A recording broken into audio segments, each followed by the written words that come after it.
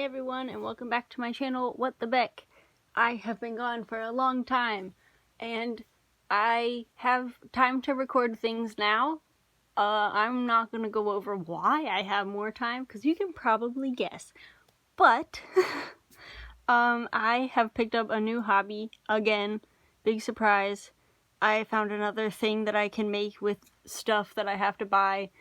But this one is actually particularly cheap and it's really fun and I'm enjoying it, so I figured I would show you the things I've made. And as you can tell from the title, if you know what this is, but if you don't, you might not understand. Kandi is basically these little bracelets made with like stretchy string and plastic beads, and the whole idea is like to make patterns, and they're just cute and fun and kind of chunky little things that you can wear for fun. And yeah, so I started making these about a week ago, I think. I started with just like simple patterns like this. I have some more over here. I'll show you some of the ones that I did first. So I made this one, which is like a Pan Pride bracelet, and then I made, oh whoops, sorry about that, a Bernie one, and this one I had to use a green eye because I used the one and only blue eye on this one, which is Sprink, of course, based off of my furry OC persona. And then I thought it was, whoops, I'm so sorry. I thought I was wearing another one, but I think I must have taken it off. But yeah, so I started out with these, and these are called singles because there is a single row of bracelet, or no, a single row of beads. So that's why they're called that. So these are a couple of the ones that I made at first. A few more. I made this one. And then I was trying to do some like concepts because I anticipated making quite a few of these because my mom had a bunch of supplies that she wasn't using. This is how a lot of my hobbies start. My mom has a bunch of supplies and I say, I want to use that, and then she says, have at it. I decided I might like sell them maybe $1 a piece at conventions just as an extra little fun thing to have on the table. So I tried to make like themed ones, like this one is the Chaos Cat, and it's like orange and white. That's really the whole concept of this one, was I just thought Chaos Cat. I didn't have enough to spell out cat, so I just only put the animal bead instead of spelling cat out on the other side. Another concept that I actually really like is this star one. It would be really nice if these glowed in the dark, but they don't. I've tried to charge them, but it looks like they do, and sometimes that's all you need. Admittedly, these first few are really tiny because I made them for my little wrist, but in the future I will be doing like a larger size. That way if I do end up selling them, they will fit more people, and you never know who's gonna want a certain bracelet, so I can always make them smaller if they want, but you can't add, well, at least it wouldn't be worth it to add like an inch of string onto here. What else? Let's see. I made this one. I spelled out munch with these beads, and then I was like, what do you munch? McDonald's. So I put red and yellow. There's really not that much more to that one. Another concept one that I really liked was this trans fish, and I found these pearl beads. And the whole of the pearl beads is just wide enough that I could put the elastic through, which was really nice.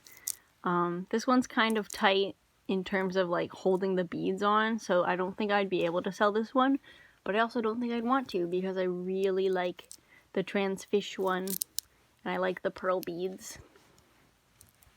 And then, maybe not my favorite, but one of the ones that I was most excited to make when I had the idea is this Cheerio one. I have these, which I call the donut beads, and then I was like, those look like Cheerios. I want to make a Cheerio bracelet. And I was thinking, like, you can't just put all of the Cheerio beads on one bracelet. That's kind of boring. So I put some milk white beads in between those, and now it's a cereal bracelet. Alright, and then I made this one, which essentially, my mom and I went to a craft recycle store called Scrap Be More in Baltimore. I have talked about them before. I've done a haul from their store, but basically I went through the bead bucket that they have. It's like a little plastic tower with beads, and I picked out as many of the same size as I could because I figured you can always find a use for 1 or 2 colors of a bead, like for the eyes of something, or like if you're making a variety like this as a kind of a gradient. So this was my bracelet made of ones that I only had 1 bead of. So like some of these are pearlescent. I can't really see too well. I think this orange one is pearlescent. This one is pearlescent. Here's a clear one. I only had 1 brown bead in the entire thing, so I just stuck that on here too. But yeah, essentially it's just like, I don't want to call it a filler because it is pretty in its own right, but it wasn't like a planned design. It was just, hey, I only have 1 of all of these, so I'll put them all on the same one, and they can be friends. So, as I said, these are called singles, but one of the things I really wanted to learn how to do is make cuffs, which is basically, I'm pretty sure it's just any bracelet that's more than 1 row, and the way you stitch it is kind of interesting. So like when you tie these together at the end, you would leave one end long. Whoops. Still getting used to filming again. You would leave one end long, put a needle on it, and then you would put a bead on the string, go through this one, put another bead, skip this bead, go through this bead, and it basically makes like a pattern, and you can draw out how you want it to look beforehand, and then you can make images, which is very appealing to me. So in order to learn how to do that, I made a couple 2-layer cuffs, if you can still call them cuffs. Again, I really don't know. But I made this one, which is really pretty. It's got glittery, like sparkly turquoise beads and these white ones. And I put clear ones just as a spacer at the end because I didn't have enough turquoise ones to complete it. But yeah, so this was the first double layer one I made. And then I had bought a bucket of assorted shape beads from Michael's with a gift card. So I sorted those out, and I had these green ones that I was like, those are cool. I don't know what I'm going to make with them. And then I went on this website called kandypatterns.com, which will probably be linked in the description. But I don't know that I didn't realize it, or if I just forgot that, like, gur is very popular in, like, scene and rave communities, I guess. When I was in middle school, I loved gur. I made one of my best friends because I liked gur, and we were in the same class. So, I still love gur, but maybe not as passionately as once before. But I decided I could make a gur themed or inspired one. So this is kind of like my subtle gur with like the green and the black for stitching, and then his little tongue in the middle. And I kind of like how that came out. And I also used the black string for this one, which is kind of cool. I mean, I kind of stuck to using the colored ones in the other ones, but I'm a very colorful person, so don't usually reach for the black elastic. Anyway, so before we move on to my more complicated ones that I've made, I just wanted to show off this necklace that I made from my cat. So, as you may know, my cat's name is Lewis. She is named after San Luis Obispo, which is a town, or like a city, in California. It's an inside joke, but that's her name is Lewis, as a shortened version of that. But she is my child, she is my baby, and I call her baby and she responds to baby, so I made her a necklace that says baby. And don't worry, anytime that she's wearing it, it's usually just to get like a picture of it. and she doesn't wear it like the whole day or for extended periods of time or when I'm not watching her, so she's fine. She does not like to chew on it that much, but if she does start like grooming herself, I take it off of her because I don't want her to chew on it or get it stuck on her tongue or anything like that. But that's the collar there. I'm also planning on making a kind of like a belt. I don't know. It's still going to be a collar for Tucker, who is the German Shepherd that lives in my apartment because he is my roommate's dog. But it's going to be more like a belt shape, so it'll be thicker than that. It won't just be one line like this.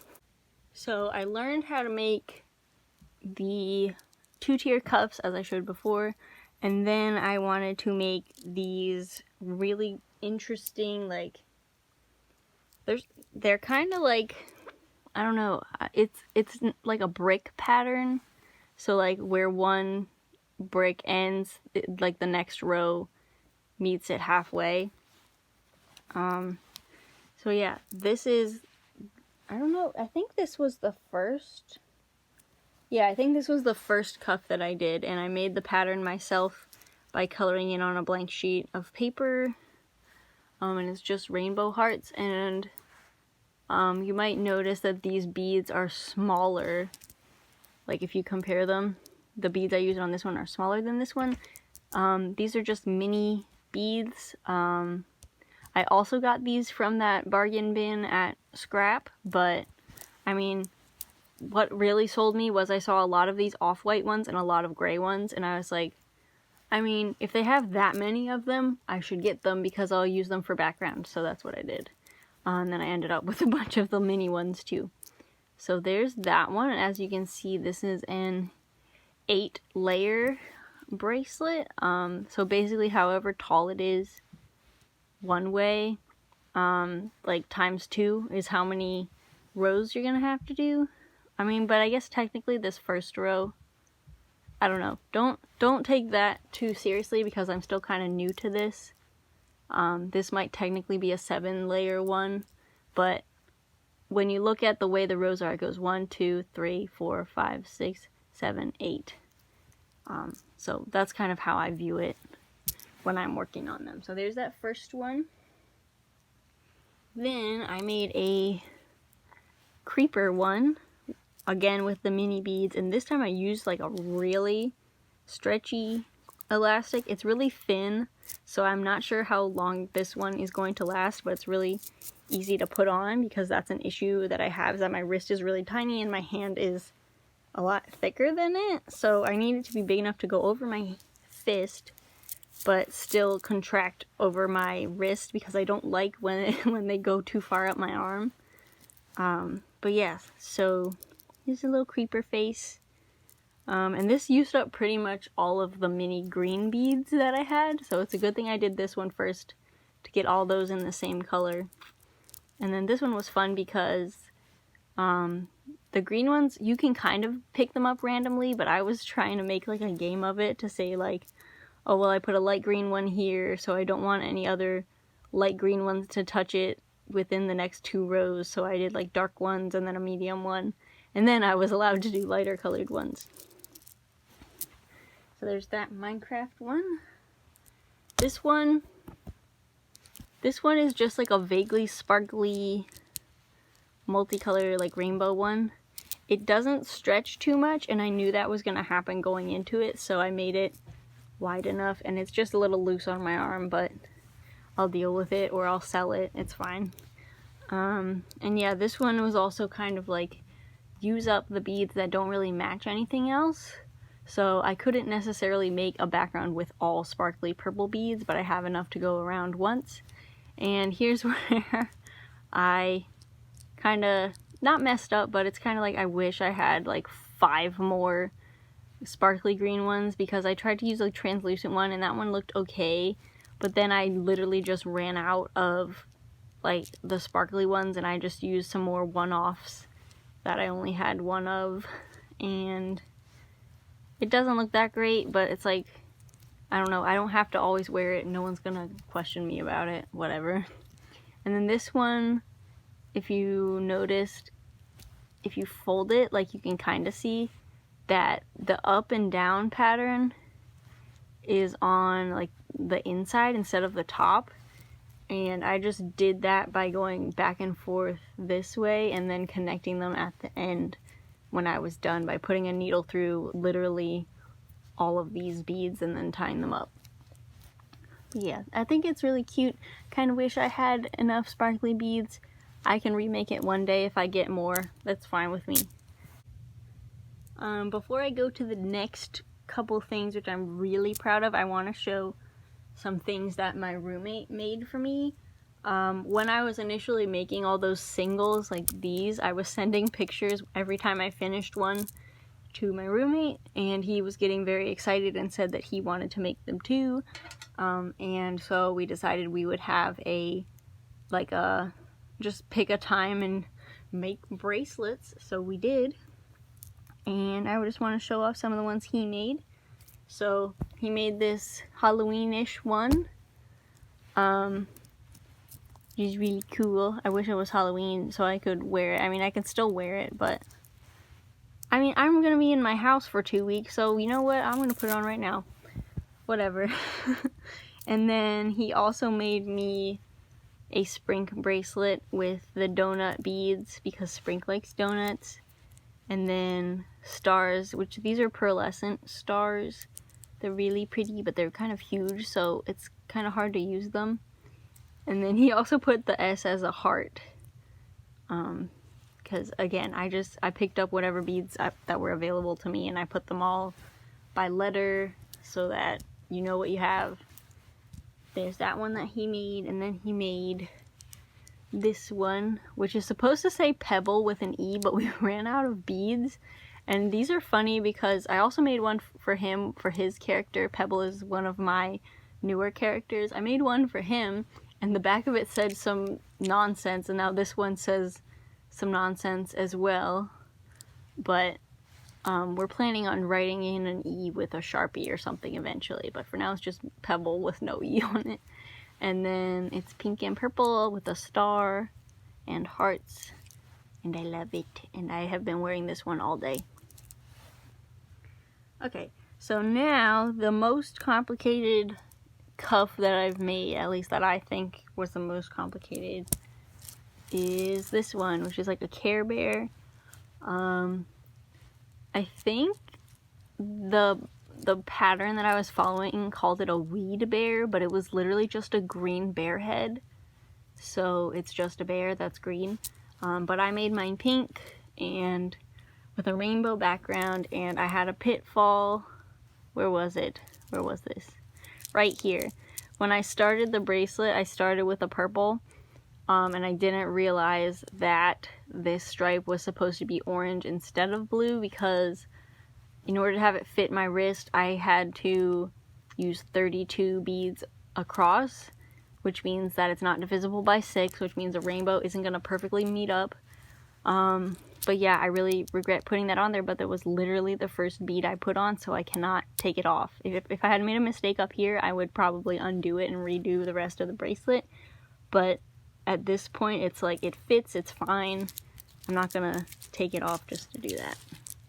But yeah, I like that one a lot, and I'm probably gonna be making more bear ones. And if I do end up selling them, I would like to have a lot of bear ones in stock in different colors. But yeah, I think for these I might probably charge like $10-15 just because they're very intense and time consuming. But like, I wouldn't mind, well, not this one because this one is by my friend, but like one of these for like $1. It's like, fine, take it and go ahead. And now, so another thing that people who make candy like to make a lot are masks.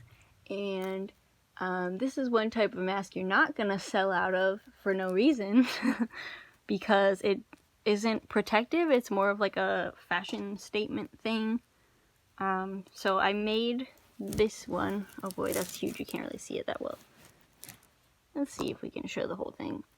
It's supposed to be like a cat mouth, and I followed a tutorial by Kandi Toy Box, who I will link in the description. and she does awesome tutorials. I don't think she posts super often, but she has been posting more recently, but she has a lot of stuff from earlier, like, years. This one took me, I think, maybe 3 or 4 hours, and I'm a little bit upset because these pink beads that I have, I thought I was being so smart and using up beads that I had like only a small number of, but the dimensions of them are a little off from these other beads. Like, every other bead is the same brand except for the pink, so the pink ones kind of bulge out and it looks a little weird. But, you know, I don't think I'm selling this one, but if I were to, I could have it at a discounted rate. Whatever. Not actively selling that, so don't worry. And then finally, another of my most favorite pieces is the Sprink Mask. And the KandiPatterns.com website has a feature where users vote on what patterns get accepted. That way, if someone tries to put like something that has hate speech or some BS that they don't want on their website, then they can have people report it or like suggest that it be posted as a pattern. And one of the ones that was like in limbo waiting to be voted on was an uwu mask. And these are cool because you make it flat, but then you like sew up the ends so that it fits on your nose and your chin, and I really like how this one turned out.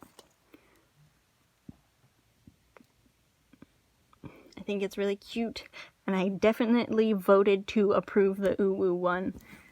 This one was kind of easy for me to do based off of the picture.